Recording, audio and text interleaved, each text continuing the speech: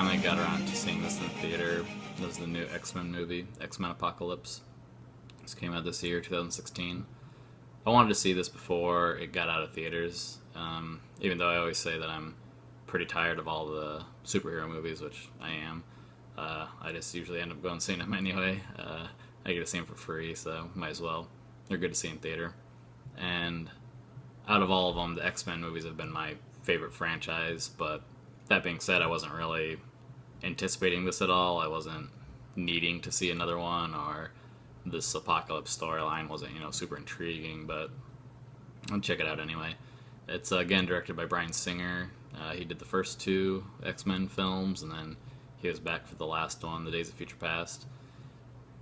And so this one, it's, I don't know, there's so many storylines now with the original three films that came out, and now they're kind of rebooted the series in a way. The X-Men First Class, which is amazing, was, set in the 60s, mostly new, pretty much all new cast. And then the last one, Days of Future Past, had that new cast from the 60s, and then it combined a lot of the characters from the original three films. So you had the storyline in the future, and they went back to the 70s and combined the two storylines. And this one takes place in the 80s mostly.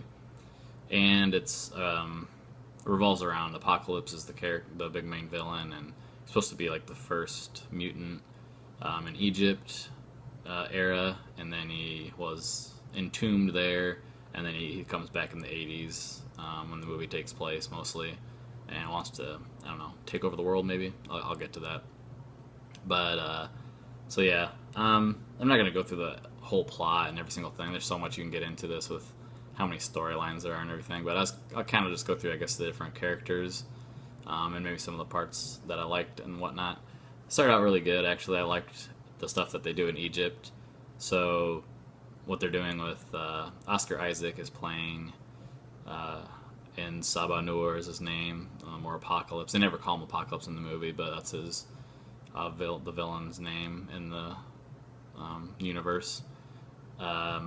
They're in Egypt, and he's transferring his body to somebody else because that's like one of his powers. He can transfer his consciousness to a body and pretty much remain immortal. But while they're doing that, they collapse a pyramid on him, and he gets trapped. All of that was really cool. I like the way that they did that visually and stuff. And then it jumps to the 80s. He meets a new actress that's playing Storm. She's a new actress. I don't recognize her. But then he starts to collect all of his four horsemen. He always has four horsemen with him. And so he has Storm, Psylocke, it's played by Olivia Munn. Angel is a different actor. I didn't notice him or recognize him. And then Magneto ends up being the other horseman. And so he gets his horsemen, and the X-Men have to stop him. Basically, it's it. I know it's going to be a weird, kind of sporadic review, just because there's a lot going on. I don't want to explain every single thing, but I liked the Egypt stuff. Evan Peters is back as Quicksilver. He's really good. He stole the show last movie, and he does it again here. So they're 2 for 2 with Quicksilver scenes. He also gets a bit more of a character development a little bit here. Really good. He was great in it. There's a new Jean Grey, played by Sophie Turner from Game of Thrones. She plays Sansa Stark in that series. She's playing Jean Grey. She's pretty good. I kind of like what they did at the end. They go into, semi-spoilers, they go into a little bit of the Dark Phoenix thing. I thought that was decent. And then Hugh Jackman makes a bit of a cameo as Wolverine, as usual. And it's he's doing the Project X stuff. If you don't know about that, it's what he went through to not become Wolverine, but when they attached all of the adamantium, the metal, onto his skeleton and his claws. That was called Project X, so they show that, and he's in his Wolverine Berserker mode, where he's just going crazy. So it's pretty cool. But those are good things I liked. Some of the things that didn't work very well were a lot to do with Apocalypse. Oscar Isaac is an amazing actor. He's probably one of my favorite actors working right now, and they just really underutilize him. They just cover him up in the makeup, and he just has, like, his powers are very, very ill-defined in this. in the actual like X-Men universe, has like these crazy abilities. Can like I think he can manipulate a lot of matter. He is maybe telepathic. Um, he has like pretty much unlimited powers because he's been alive so long, and he also has like a suit that was given to him that makes him like extremely powerful. But they just don't get into what he can actually do and what he can't do, and also just his motivation for what he's doing is not very well defined either. It's like he wants to take over the world. He just wants to kill everybody.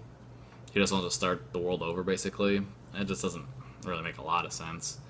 But so that's unfortunate because he's like the main driving factor.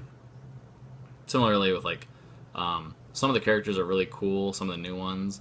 Some of them are just kind of meh. So Apocalypse one of them. Psylocke is another, played by Olivia Munn. They never really develop her character at all. She's just kind of there and is fighting. Storm is a little similar too. She seemed like she had a little more charisma, but also just kind of very ill-defined. Some of the good additions are, like I mentioned, Quicksilver. He's not new, but he's really good in this. And then Cody Smith-McPhee has been in quite a few other movies. He plays Nightcrawler, Kurt Wagner. We've seen him before in some of the other films, but he's younger here, so he's really good. All of his scenes are really interesting, and he has a pretty good character arc. And then Ty Sheridan is playing Cyclops, so he's playing Scott Summers now, a younger version, obviously. And he had a decent character motivation. I think that could turn into something good if they continue with him and the new Jean Grey. That could be interesting in the next film. So those guys are good. Some of the returning characters, they just don't do much. So, Charles, he's there. Magneto, he's there. It's unfortunate. Michael Fassbender is such a good actor. I don't think they really gave him much to do. There's even some scenes with him and he's supposed to be starting like a new family, and it just seemed kind of, I don't know, I didn't like the way it turned out. Just the way it was all played out. Same thing with like Jennifer Lawrence as Mystique. She's just kind of there, and apparently, like a lot of people just think she just kind of, was walking through this, just doing the paces. She really didn't want to be in this movie apparently, but a lot of these actors were not very well known when they signed up for the X-Men First Class, and now they're really big actors, and they're locked in for 3 movies. Apparently, Jennifer Lawrence is kind of the one that has been putting up a lot of fuss about it. It kind of shows she doesn't really do much, and she's not really acting that well either. And then Nicholas Hoult is back as Beast, and again, he's just kind of there. He doesn't do much. So, all that being said, it's still pretty fun, actually. I mean, it got done, and I liked it. It was better than I thought it was going to be. It had been getting mixed reviews, and people are just saying it wasn't very good, but it's still fun. It does have its problems when you kind of scrutinize it a lot, but it's still decent. I thought it was better than the last Captain America movie. Captain America, whatever. The last one with Winter Soldier. Civil War. The Civil War. I thought it was a little bit better than that. So, yeah, I'm going to give it a 3.75 out of 5. Again, superhero movies, they're getting kind of old. So...